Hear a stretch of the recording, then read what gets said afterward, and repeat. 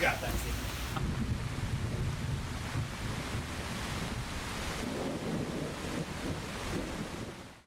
As you could tell by the intro on this week's Case of the Mondays, things did not go as planned.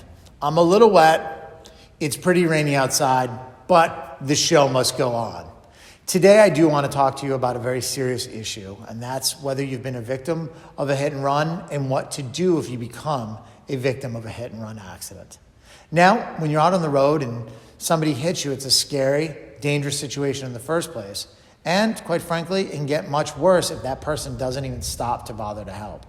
Now, there may be a lot of reasons why they didn't stop, but those are irrelevant because the most important thing you need to do is quickly make sure that you get to a safe place and make sure that you and your passengers are safe.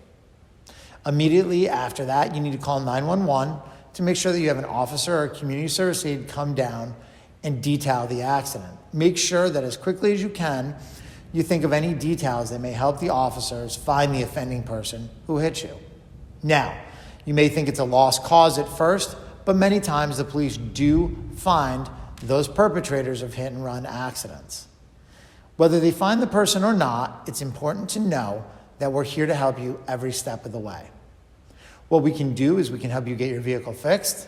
If you were injured in that automobile accident, we can make sure you get the medical treatment that you need, and we can even help you take care of your out-of-pocket expenses by filing a claim with the Florida Victim Compensation Fund.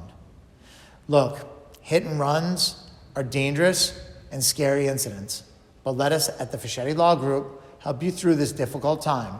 You can always reach us at 833-MIKE 24/7.